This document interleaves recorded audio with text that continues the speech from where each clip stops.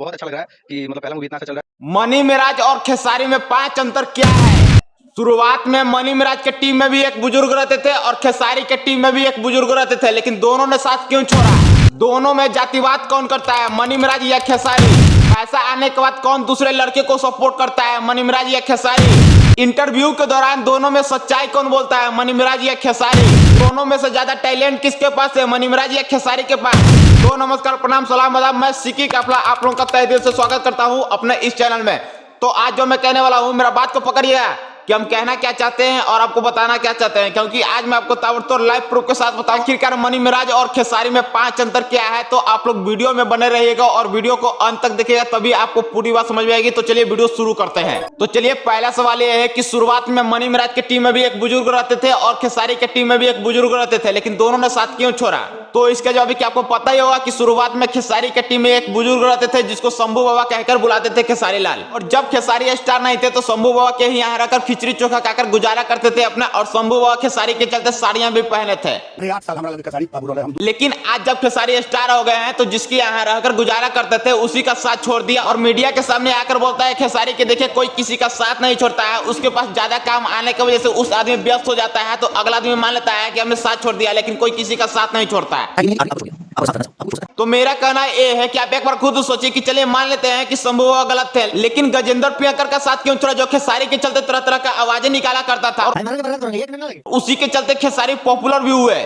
चलिए मानते हैं कि अगर एक आध आदमी गलत होते तो उस आदमी का साथ छोड़ दिया, लेकिन सभी पुराने टीम के लोग का साथ क्यों छोड़ा? यहाँ पर तो खेसारी झूठ बोल रहे हैं, बल्कि आगे बढ़ जाने के बाद शंभू बाबा को पीछे मुड़ के भी नहीं देखे। अब बात करते हैं मनी मिराज के बारे में। तो मनी मिराज के टीम में भी एक बुजुर्ग रहते थे जिसको झगड़ू मतो कहकर बुलाते थे, और उनका साथ मनी मिराज कभी नहीं छोड़े, बल्कि वो खुद शराब के नशे में आकर पैसे वैसों को लेकर झगड़ा करने लगे। क्योंकि अगर मनी मिराज गलत रहते तो फिर उनको दोबारा नहीं बुलाते, लेकिन फिर भी दोबारा बुलाने गए, लेकिन वही खुद नहीं आना चाहे और तरह तरह की कहानी बनाकर मीडिया के सामने विवाद करने लगे, तो इसलिए उनका साथ छूट गया। क्योंकि मनी मिराज पहले ही एग्रीमेंट करवा चुके थे उनसे, ताकि आगे चलकर दिक्कत ना हो।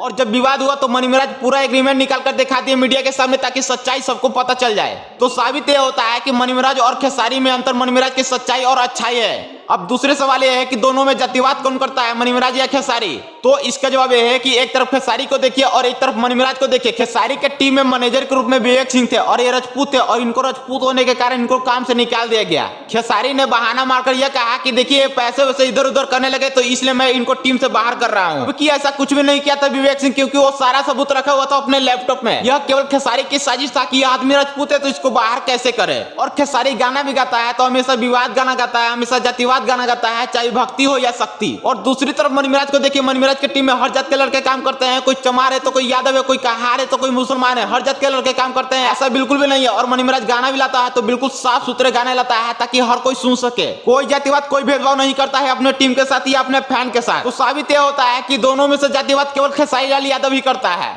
चलिए, अब सवाल यह है कि पैसे आने के बाद दूसरे लड़कों को भी सपोर्ट कौन करता है, मनी मिराज या खेसारी? तो इसका जवाब यह है कि एक तरफ खेसारी को देखिए और एक तरफ मनी मिराज को देखिए, दोनों में जमीन आसमान का अंतर है। एक तरफ खेसारी जो नए नए लड़के आते हैं गाना लेकर और उनका गाना बजने लगता है मार्केट में, तो उसी का गाना चुरा करके खेसारी अपना गाना निकालता है, ताकि वो कभी नहीं चाहते कि कोई हमसे आगे बढ़ सके। क्योंकि यह बात खुद खेसारी लाल यादव ने ही कहा था कि मार्केट में मैं भी हूं तो मैं नहीं चाहता कि कोई हमसे आगे बढ़ सके, इसलिए खेसारी कभी किसी दूसरे लड़कों को सपोर्ट नहीं करता है। क्योंकि आप खुद एक बार सोचिए कि खेसारी के टीम या खेसारी के गांव में कोई टैलेंटेड लड़का नहीं जो खेसारी सपोर्ट कर सके, ऐसा कभी खेसारी दूसरे का सपोर्ट नहीं करेगा। और दूसरी तरफ मनी मिराज को देखे तो मनी मिराज अपने साथ अपने ही गांव के लड़कों को इतना आगे बढ़ा दिया है कि महीने का 50,000 तक कमाता है। जैसे आप देख लीजिए धन्नू को या बंटी केडी को या नुन्नू भाई को, और ये लोग अच्छा खासा पहचान बना चुका है मनी मिराज के चलते, और मनी मिराज अभी तक सपोर्ट भी करता है इन लोगों को। तो इसलिए साबित होता है कि पैसे आने के बाद दूसरे लड़के को सपोर्ट केवल मनी मिराज ही करता है। अब सवाल यह है कि इंटरव्यू के दौरान दोनों में सच कौन बोलता है, मनी मिराज या खेसारी? तो इसका जवाब है कि एक तरफ खेसारी को देखिए, खेसारी हमेशा बोलता है कि 6 महीना बीएसएफ की गार्ड की नौकरी किया हूं, फिर मैं लिट्टी चोखा बेचा हूं, फिर मैं दूध बेचा हूं। जबकि सच्चाई कुछ और है। सच्चाई यह है कि नाच के लौंडा बनकर नाच किया तभी इसको कामयाबी मिला। लेकिन ये बात खेसारी कभी मीडिया के सामने या स्टेज शो के माध्यम से कभी नहीं बोला, क्योंकि उसे शर्म आती है, बेइज्जती महसूस होता है। और मनी मिराज से इंटरव्यू के दौरान पूछा जाता है तो मनी मिराज डायरेक्ट कहते हैं कि देखिए मैं पहले मुर्गा करता था और उसी समय टिकटॉक पर वीडियो बनाया करता था और उसी से इतना आगे बढ़ा हूं, क्योंकि कमाने खाने में क्या शर्म है। ऐसा नहीं है कि मनी मिराज नहीं सरिया पहने हैं, वो भी पहने हैं, लेकिन वो अपने कॉमेडी वीडियो के कैरेक्टर निभाने के लिए पहने हैं, हम बाकी कोई नाच का लौंडा बनने के लिए नहीं पहने हैं। तो इससे साबित ये होता है कि मनी मिराज और खेसारी में इंटरव्यू के दौरान हमेशा सच बोलता है मनी मिराज।